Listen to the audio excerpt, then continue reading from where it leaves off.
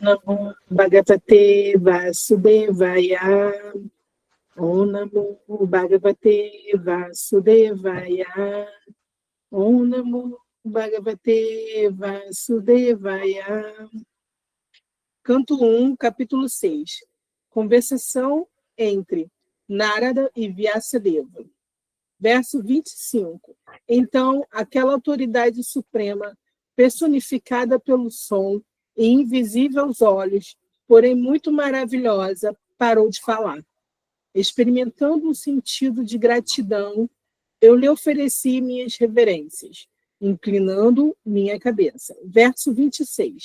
Comecei então a cantar o santo nome e a fama do Senhor, através da repetida recitação, ignorando todas as formalidades do mundo material. Tal canto e lembrança dos passatempos transcendentais do Senhor são cheios de bênçãos. Assim fazendo, viajei por toda a terra, completamente satisfeito, humilde e sem inveja. Vou repetir. Verso 25. Então, aquela autoridade suprema, personificada pelo som e invisível nos olhos, porém muito maravilhosa, parou de falar, experimentando um sentido de gratidão. E eu lhe ofereci minhas reverências, inclinando minha cabeça. Verso 26. Comecei então a cantar o santo nome e a fama do Senhor, através de repetida recitação, ignorando todas as formalidades do mundo material. Tal canto e lembrança dos passatempos transcendentais do Senhor são cheios de bênçãos. Assim fazendo, viajei por toda a terra, completamente satisfeito, humilde e sem inveja.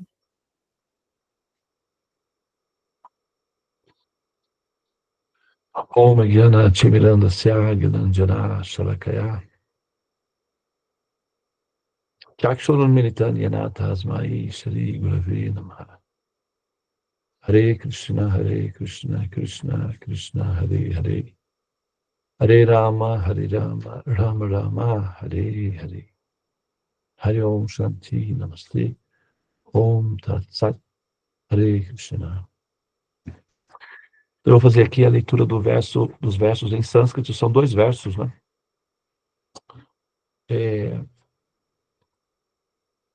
Etavad udvo paramatam mahat bhutan abholingan nalingan ishvaran aham chatasmai mahatan mahiyashi shri shishravanman vidate anukampita namami alantasya hatatra papatan guhyan Bhadrani Kirtani Chasmaran Gan Parayatam Stusta Managata Spriha Kalam Prakshan Vitamo Vimatsara Om.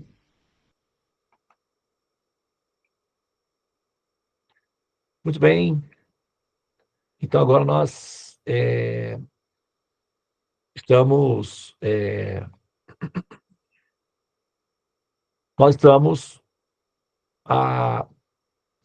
na sequência, né, que nós estamos vendo aqui. A gente tem, então, a reação. Nós vimos lá atrás, né, que a pessoa suprema se apresenta, né, Narada, ele então tem o que se chama de darshan. Darshan significa visão, a visão do Supremo, né? Então, esse ser, essa pessoa,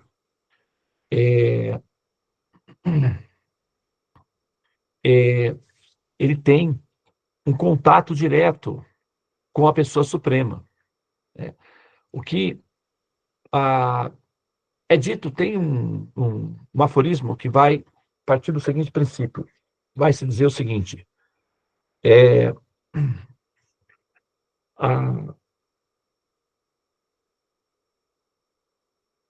que uma sociedade, para ser completa, ela precisa ter um contingente que faça parte de uma grande quantidade de pessoas em fluxo, ou seja, né, você precisa ter uma quantidade de pessoas significativa para formar uma sociedade completa. Depois você tem que ter metade, pelo menos, desse grupo já tem que ter feito ao menos metade do caminho. Uma parte tem que ter feito metade do caminho. E ao menos uma pessoa tem que ter chegado no resultado final da jornada a qual se propõe essa sociedade, esse grupo, etc. Ao menos alguém tem que ter tido sucesso, para que outros também possam ter. Né? Então, imagina como é desalentador, desanimador, improdutivo, né? Improdutivo. Imagina que você quer fazer uma viagem do Rio para São Paulo, vamos supor. Aí você entra no ônibus e o motorista do ônibus vai dizer assim, gente, ó, nós estamos fazendo aqui uma viagem, vamos para o Rio de Janeiro, apesar de que ninguém nunca chegou lá, né?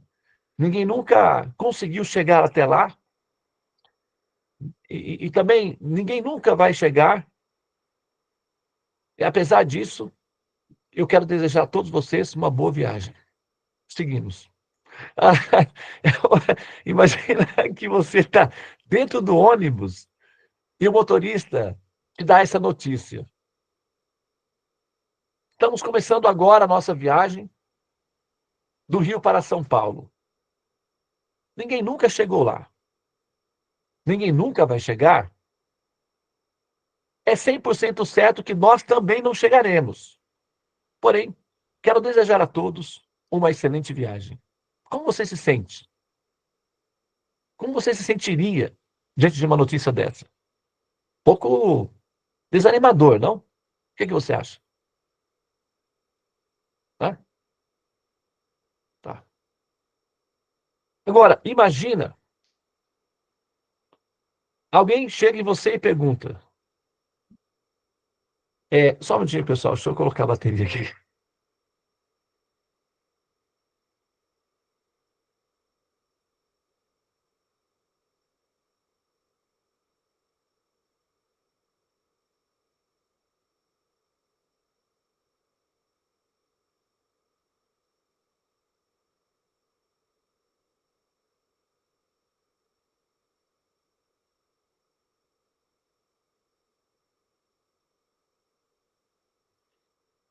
Então, vamos lá, pessoal. Voltamos aqui para a nossa viagem. Tá? Então, agora, imagina que você está, né? Teu filho, sua filha, de uma pessoa que te ama, te respeita, te considera, te valoriza, confia em você. Imagine essa situação. Essa pessoa, seu discípulo, seu aprendiz, né? Alguém, chega em você e pergunta: Mamãe, professora, o que que nós viemos fazer aqui? Por que que nós estamos aqui? Então aí você diz assim: nós estamos aqui para evoluir. Mas se a gente evoluir, o que que acontece? Aonde é que a gente chega? Ah, não sei, minha filha. Ninguém nunca chegou lá. Mas é possível chegar? Não, nunca ninguém chegará. Mas então nós estamos evoluindo para qual função? Ah, minha filha, isso é um mistério, ninguém sabe.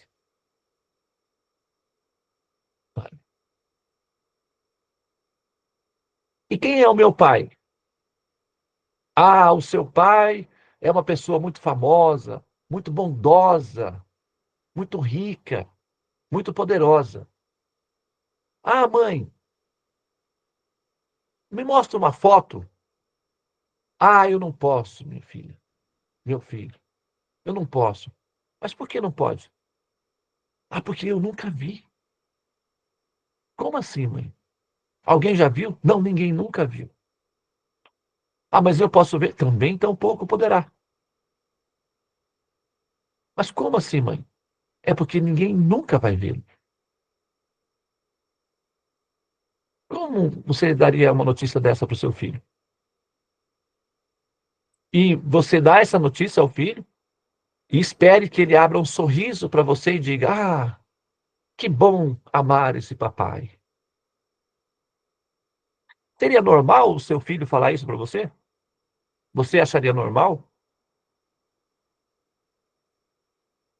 Você amaria esse pai? Sendo sinceros,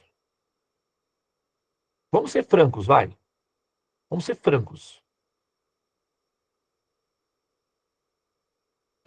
Se a sua mãe, seu pai dissesse para você assim, né? Não, a mãe não vai estar lá, né? O pai, no caso, né? A sua mãe vem em você, você tem, né? Chega lá na férias, na festinha da escola, festa dos pais, o dia das mães, né?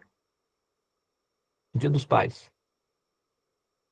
O Renato Russo cantou certa vez: Eu moro com a minha mãe, mas meu pai vem me visitar. Né? Somente os filhos com a mãe, os filhos ficam com a mãe. Então, imagina lá, tem a festa do Dia dos Pais. Ah, vamos homenagear o pai, o papai. Mas se não tem pai, pode ser o avô, tio, tio de criação, tio de consideração, pai de consideração, padrasto, o que for. Princípio, pai, né? Aí você chega, você não conhece seu pai. Chega em casa, mãe, quem é meu pai? Aí essa história toda de novo. Ah, o seu pai é uma pessoa muito importante, filhinho, filhinha. É mesmo, mamãe? É, filhinho. Ah, e também ele é muito rico. Ele é muito poderoso. Filhinho, o seu pai é muito bondoso. Nossa, mamãe, que bom. Ah, e tem mais, filhinho. Ele é muito generoso. Ele é compassivo. Ele é carinhoso. E ele te ama muito, viu? Ah, que felicidade, mamãe. E eu posso conhecê-lo? Ah, não pode, filhinho. Mas por quê, mamãe? Ah, porque ele está muito longe. Mas então mostra uma foto para mim. Infelizmente não vai dar. Por quê, irmão? A senhora perdeu a foto? Não, é porque eu nunca vi seu pai. A conversa começa a ficar estranha, não fica? Você não vai achar estranho essa conversa? Como assim, mamãe? Mas meu pai não pode me visitar, você não pode mandar um e-mail, mandar uma mensagem no WhatsApp, ou telegrama, qualquer coisa assim, para ele vir me visitar? Ai, ai, ai. Seu pai é tão ocupado. Ele não pode vir te visitar. Ele tem muita coisa importante para fazer. Ele mora no palácio dele, está lá com os amigos dele. Ele não pode. Mas você não disse que ele me ama? Sim, muito, muito, muito, muito, imensamente. Ah, mas ele não pode. Não pode. Aí a criança, você começa a ficar achando isso. Aí não, peraí, calma aí, tem alguma coisa errada aí. Ou a minha mãe tá caduca, ou ela tá mentindo para mim. Agora imagina que nós temos os sistemas de religiões na nossa sociedade humana vão dizer para nós: ninguém nunca viu o Pai. Ele nos ama muito, mas ele nunca vem. Por que ele nunca vem? Porque nós somos tão hediondos, sujos, fétidos, degenerados, rejeitáveis, nauseantes. Nós somos tão insuportáveis, decadentes. Nós somos praticamente criaturas Olha, é triste só de pensar que tipo de criatura, a ponto de que esse pai amoroso, mesmo ele sendo amoroso, nem ele consegue suportar o mal-estar de estar conosco. Como que você se sente pensando isso de você mesmo? Você se sente animado?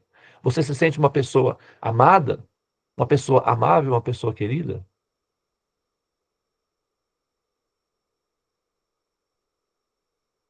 Os sistemas de religiões, apesar de terem a boa vontade de tentar nos estimular a amar a Deus, faz um desserviço significativo quando, por falta de informação, claro, lógico, eles não fazem isso por mal, evidentemente,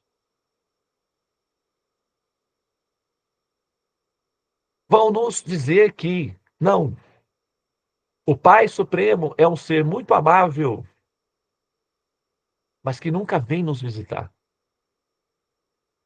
Você consegue amar um pai que nunca vem te visitar? Só manda uma pensão para você mensalmente por obrigação protocolar? Nunca manda uma mensagem? Nunca aparece no Dia dos Pais, no seu aniversário?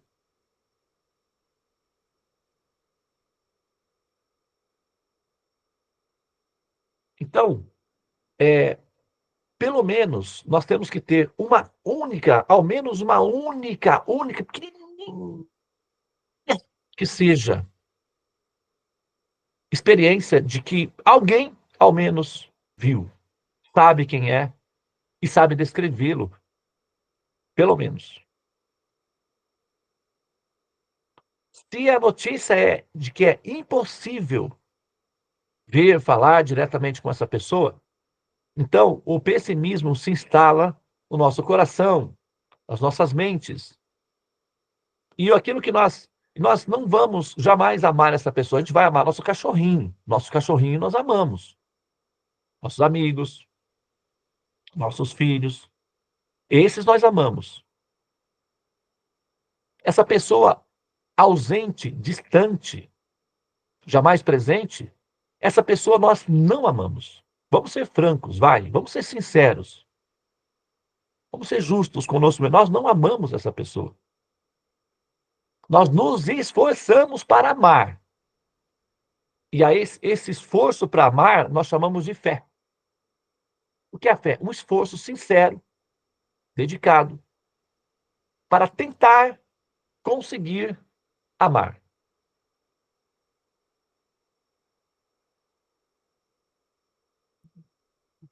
Mas amor mesmo, a gente sabe o que é amor. Nós sabemos o que é amor.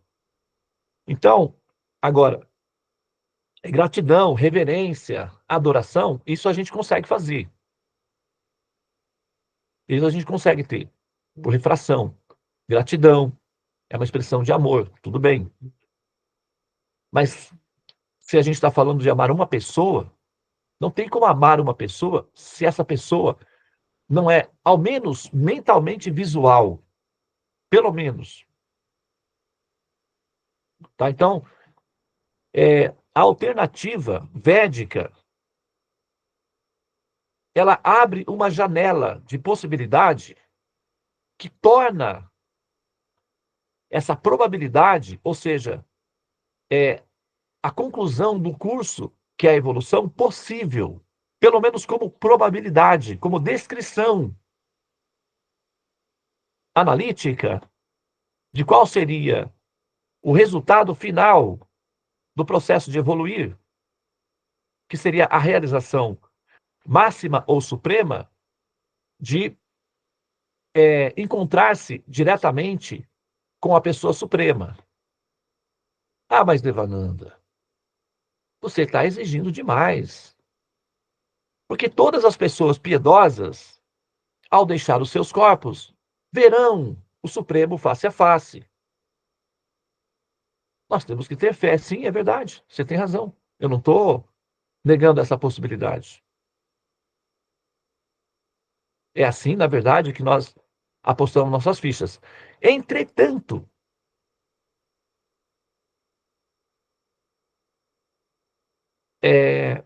todas as empresas sérias, qualquer empresa séria, respeitável, honesta, que respeita o cliente, que valoriza o cliente, o direito que o cliente tem de ser respeitado com dignidade, e que apresenta e que cria um produto autêntico, um produto bom e garantido, dará ao cliente o direito de experimentar o produto antes de pagar por ele.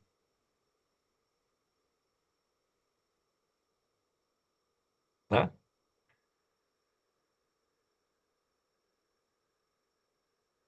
O conhecimento védico, ele nos trata com a dignidade de almas que nós somos, integralmente, nos oferecendo a possibilidade de experimentar o produto Deus diretamente antes de adquiri-lo, finalmente. É certo que, com base na fé e na aposta da fé, a gente vai, né, assim, abraçar o ideal de que após a minha partida estarei com o Supremo. Tudo bem, como eu disse. Mas não seria coerente que nós pudéssemos experimentar essa pessoa ou essa realidade antes de decidirmos finalmente por ela? O que garantiria uma passagem, uma transferência mais confortável, segura e consciente? O normal seria isso. Talvez não necessariamente o normal em termos de humanidade, mas essa seria uma situação, vamos dizer assim, de excelente qualidade, uma condição excelente, né, na hora de fazer, de ter essa acessibilidade. Então, das escrituras disponíveis na Terra, a não ser que você conheça outra, por favor, se você conhece uma descrição autêntica, fundamentada, sustentável, que apresente uma alternativa dessa natureza, revelando a face direta do Senhor Supremo, a sua fala, o seu caráter pessoal e a sua face, e revelando os modelos pelos quais seria possível deparar-se com o Senhor Supremo face a face. E se você conhece esse recurso, essa escritura, e não apresenta, então você não está sendo leal com a humanidade, porque ela precisa disso. Agora, se você não conhece, possivelmente o seu caso é semelhante ao meu. É porque talvez não tenha. Talvez realmente não tenha. Na Terra, nenhuma outra escritura com a autoridade, com a fundamentação e com a superioridade védica a ponto de se apresentar a público e informar a face direta do Senhor Supremo, e não apenas informar e deixar o assunto na sua responsabilidade de maneira aleatória. Informar, sustentar, fundamentar e tornar as pessoas capazes de alcançar esse resultado. Isso é ciência. Não é mais somente uma experiência de laboratório religioso. É uma ciência. O conhecimento védico é uma ciência de transcendência. Ele é projetado para ensinar almas em fase de ascensão a como acessar essa pessoa suprema e dialogar diretamente com ela. Esse caso, que é o caso de Narada Muni, essa descrição é um dos casos. Existem centenas de outras descrições informando como é o momento desse encontro direto com a pessoa suprema. Nós estamos começando agora o estudo do Srimad Bhagavatam, mas nós vamos nos deparar daqueles que é como se diz, né? Quem viver, verá. Então, aqueles que permanecerem fixos nessa senda de Bhakti Yoga, no sadhana, e acompanhando o nosso estudo sobre essa escritura transcendente, autêntica, autorizada, fundamentada, vai conhecer as muitas outras histórias de pessoas que não apenas viram o Senhor Supremo face a face, mas interagiram com ele. Então, a teoria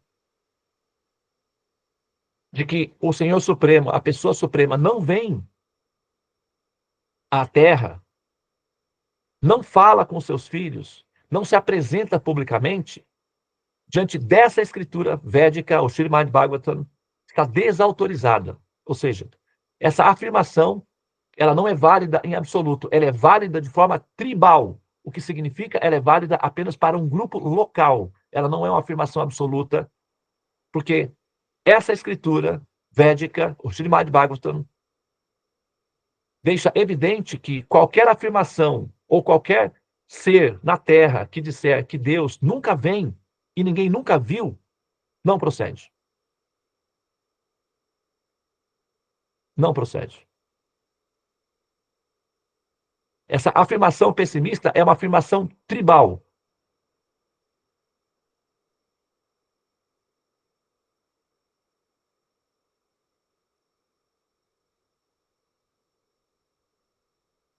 Ok?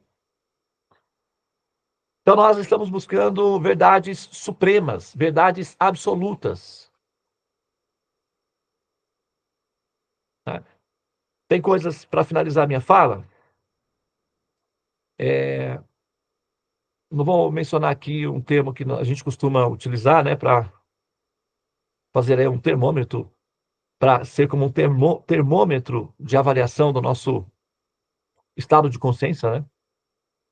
É que tem coisas que são boas, tem coisas que são melhores, e ainda aquelas que são excelentes. Tem também aquelas que são perfeitas. Mas mais que essas, são as que mais que perfeitas. Para além das mais que perfeitas, nós temos ainda aquelas que são supremas. Então, a inteligência que tem que tem o recurso de optar entre uma coisa boa e uma coisa melhor é uma inteligência superior. A inteligência que não sabe optar entre uma coisa boa e uma coisa melhor é uma inteligência inferior. Olhem os porcos. Coloca diante de um porco uma vasilha com restos de alimentos, que se chama-se lavagem, né? Nós chamamos de lavagem. Restos de alimentos, e coloca ao lado dele uma preparação feita com esmero, com delicadeza, com artigos finos.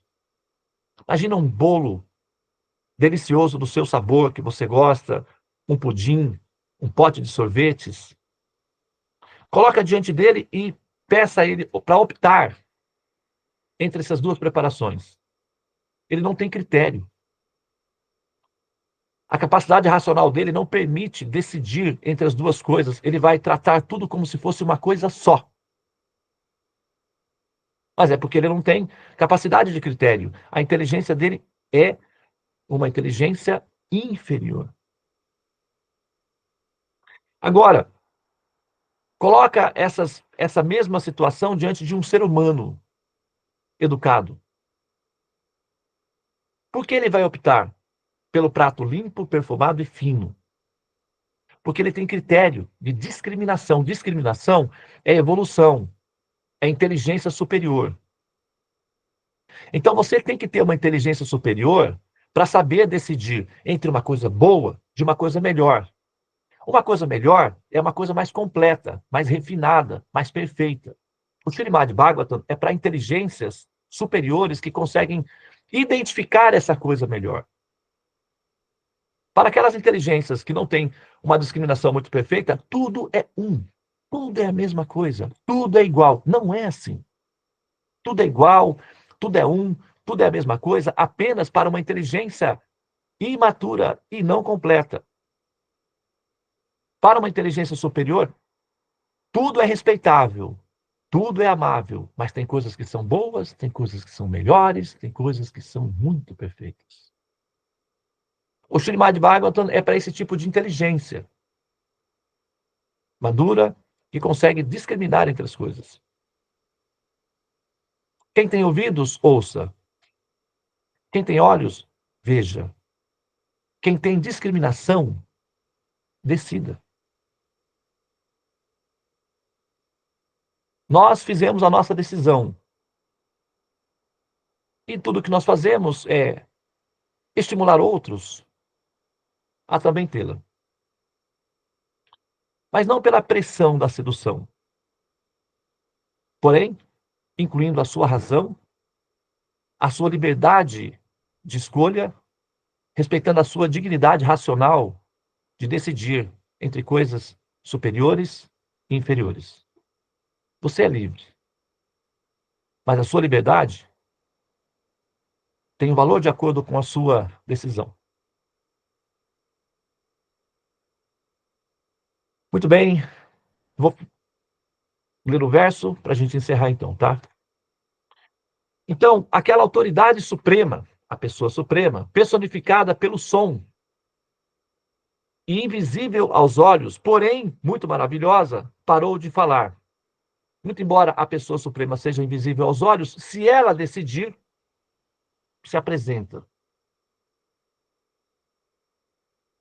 Experimentando um sentimento de gratidão, eu lhe ofereci minhas reverências, inclinando a minha cabeça. Comecei então a cantar o santo nome e a fama do Senhor através de repetidas recitação, ignorando todas as formalidades do mundo material. Tal canto, lembrança dos passatempos transcendentais do Senhor Supremo, são cheias de bênçãos. Assim fazendo, viajei por toda a terra, completamente satisfeito e humilde. Tal canto, né? O que nós fazemos, cantar os santos nomes do Senhor.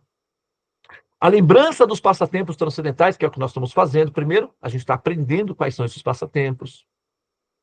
São cheias de bênçãos, ou seja, aquele que ouve, refina, purifica a inteligência. Essa é a bênção suprema, a capacidade de ver o Senhor. E assim fazendo, andei por todos os lugares, completamente satisfeito, porque a minha mente está fixa no Supremo, e com humildade e sem inveja. Por quê? Sem inveja. Devido à satisfação de estar com o Senhor Supremo, as outras almas são objetos da minha compaixão e não da minha inveja. Elas estão perdidas, iludidas, nascendo e morrendo, sofrendo, angustiadas, assustadas, com medo, desesperadas, perdidas, se machucando entre si por conta do desespero. Por que eu deveria invejar esses seres? Esses seres são artigos da nossa compaixão e não da nossa inveja. Tá bem? Então, foca no essencial. Namastê. Hare Krishna, Krishna Krishna, Hare Hare. Hare Rama, Rama Rama, Hare Hare. Ó Mahamantra, ó canto transcendental do Senhor Supremo, cheio de bênçãos, eleva-me, envolve-me, protege-me. Hare Om Shanti, Namastê, Om Tat Sat, Hare Krishna.